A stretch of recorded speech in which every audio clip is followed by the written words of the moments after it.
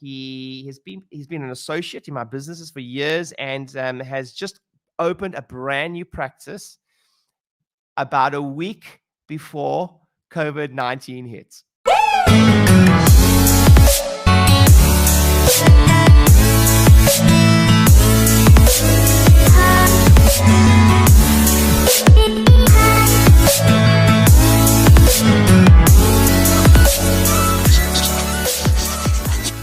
I've got such an interesting guest on next. Actually, I've got such an interesting guest on next. He's a legend. He's a fantastic friend of mine, and he's been an associate in my businesses for years, and has just opened a brand new practice about a week before COVID-19 hits.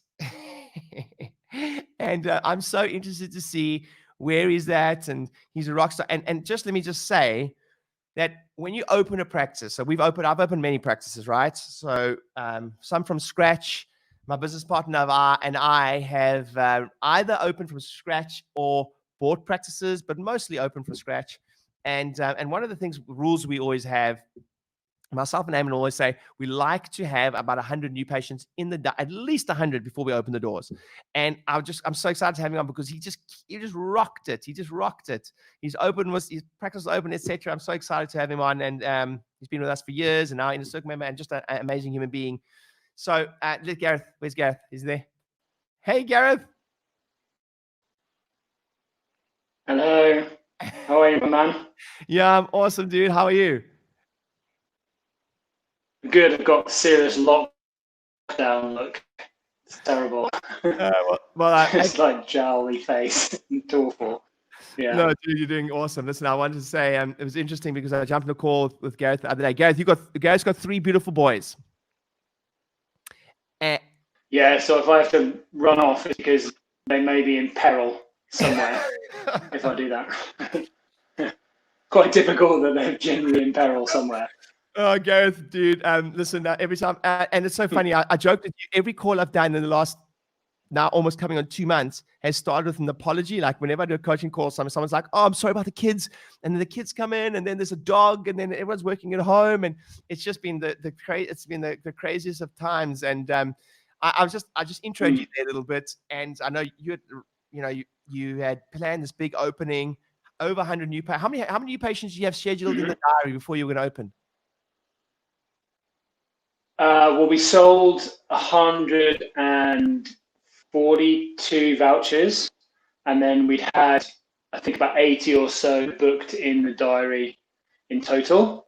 About 80 or so booked in the diary, actually physically booked in the diary before we opened doors. Then we had our first week, and then lockdown happened on the Monday. So, yeah, it was good timing. Dude, I've been thinking of you, and I know you really have. I must commend you. You've been handling it like an absolute champ, and you know how they say everything happens for a reason. It's been interesting. When I've been processing your situation, it's like in some ways it couldn't have happened a better time, but in other ways it's also heartbreaking to have had those like years of dreaming about it and et cetera, and then open from that stage. So I'm sure you've been through, like us all, I'm sure you've been through loads of emotional turmoil with it all, and tell us a little bit about how you've managed to reconcile that, and where's your head at, and what advice you have for other people, because whatever you're going through, we're all going through, man. Yeah.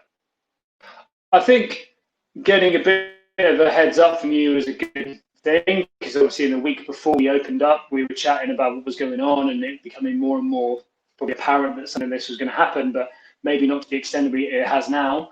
So really the situation that I found myself in was that I'd taken on 2 full-time CAs that I had, one who started and then one who was starting a couple of weeks later, because we planned with the volume and the capacity we were going to get to for needing that CA.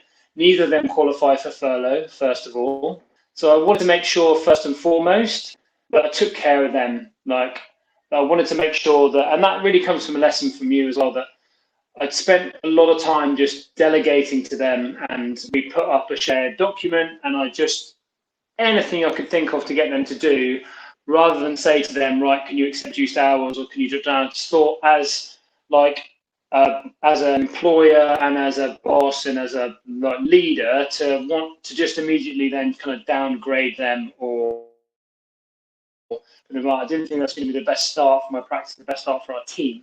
So that's been really good because they've been there to do this stuff while my wife's been working full time. So I've been the worst homeschool teacher in the world for my boys. So my days have been pretty much held up with that. And then you come to the end of that day and there's obviously some hours in the evening that been getting quite a lot of stuff done, but it's up and down. There's been real times where I've felt angry, frustrated, not so much at the practice, but more at what's going on in the world and what that means. Yeah.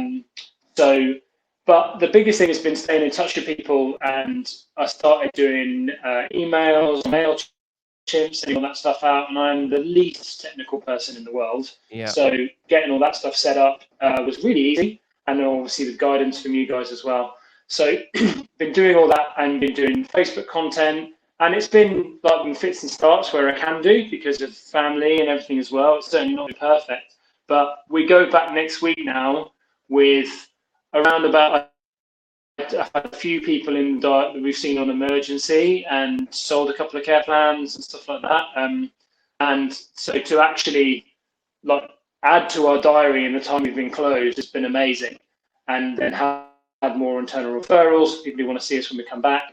So next week we go in with around about 20 or so adjustments in the diary and then about 15 new patients booked in. There's obviously a few who are not coming back yet because they're shielding, etc. But I've never felt worried about the clinic or about it not doing well in this whole time. Not one bit. Always known that it's, and mainly that's because of the advice I got from you guys in setting up and everything as well, but also because I know I've got the resources there to be able to do everything we need to make it successful. Yeah, I think we're, good times create complacency. Really good times create complacency. Yeah. Gareth, here's my prediction for you: is that having started a business, first of all, it's a great story. It's a great story, right? Yeah, I know the book will be good. Okay. Yeah. Here's what is going to happen is like, how great leaders and great business people are forged in tough times, and you couldn't and in the history of mankind, having a challenge of opening a practice at this time and coming through it like you're already coming through it is going to be a real testament to you and everything and everything you've been through. And here's what I will say is, as crazy as it is with the 3 kids at home and everything, you'll probably look back and go, it was one of the greatest periods of my life. Yeah, and there's definitely been that hugely. I would say it's also gone the other end as well at times. But I think the one thing that I'd said to my wife at the start was that I'm never going to probably have a more difficult time than this, like with a business. Well, I hope not anyway. In terms of like to start off like this, like things can only not get easier, but again, like you said, you've got that experience. You've been able to go through that and go and like, wow, I've gone through something like closing a business after a week of it being open, and then still being able to get through it and keep it going and make it a success, which I know it will be, and it is already. So but I'm just so grateful to the group and to the experiences that I had while I was an associate, obviously with Halsa and everything as well, because you get to really see and learn very much what running your own business will be like. And I think we've talked before about not just showing the highlights, but showing the difficulty, showing the grind, showing what you've got to do every day and show up. And it's not going to be perfect. There's the sloppy success, and just like done is better than perfect. And just taking action for it. It doesn't have to be perfect, like we said, but if you can just show up and get it done and have your purpose there about what your end game is, every little thing that you do is an extra little step towards it. I couldn't agree more, Gareth. I hate it when we when there's this portrayal that anyone has this. Everyone likes the idea of having a well-oiled machine as a business. It's like it's just this thing that's a throwaway comment, and honestly, it doesn't really exist. People don't talk enough about this. Business is messy. Every level has a new devil, and your job is to consistently try make it less unmessy, etc. And what's interesting with you said, I have a saying, especially among service-based businesses, is the less you do, the more you'll make.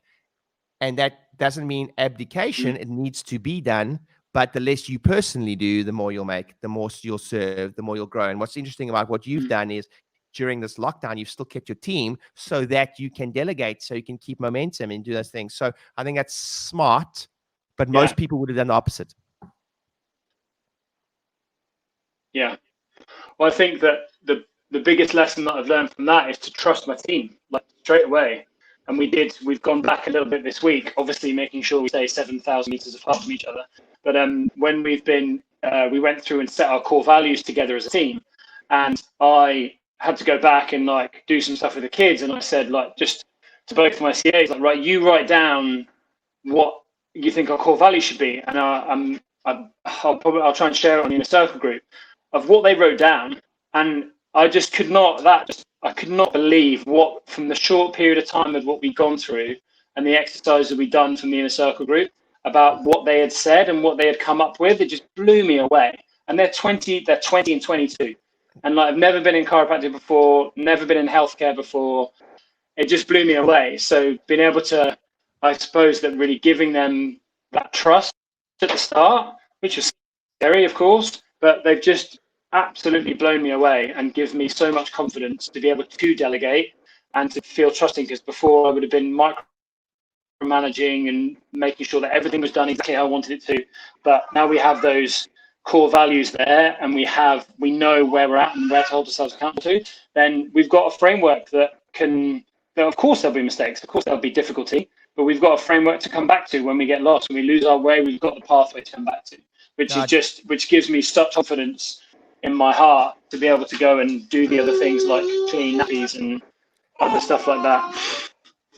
Okay, dude, listen, I'll let you go, but I just tell you, one of the biggest things you said there that hit home for me was I was the same. I've been micromanaged. You know, I've got a bad habit of that, and if times like this really do make you let go, because you have to. But I'm going to leave you, dude, with your beautiful family. You're a rock star. We all think of you during this period. And I know that you wouldn't mind if someone reached out to you either. And no, please, I would love it. I would really would. It gives me a great deal of satisfaction and helping other people. So please reach out where you can. Yeah. Awesome, guy. Listen, Gareth, see you later, brother. Take care. Cheers, next time. Hey everyone, thanks for watching the video. I hope it was helpful. I hope that it gave you value. And during this time, I can tell you right now, there's certain strategies that will change your business, change the course of your financial income and impact income and abundance for the rest of the year. And we are holding a 3-part live masterclass with guests and friends of mine, Les Brown, Brian Tracy, and Dr. John DeMartini. We're doing 3-hour masterclasses. I'm going to teach you everything we're doing to launch and relaunch your practice at the back end of what has been a devastating impact on all businesses. So please join us. Click on the link. I'm going to give you everything I got. Also got a free Facebook group only for this period where I can teach into it and give you bonuses. So click on the link. I'll see you there.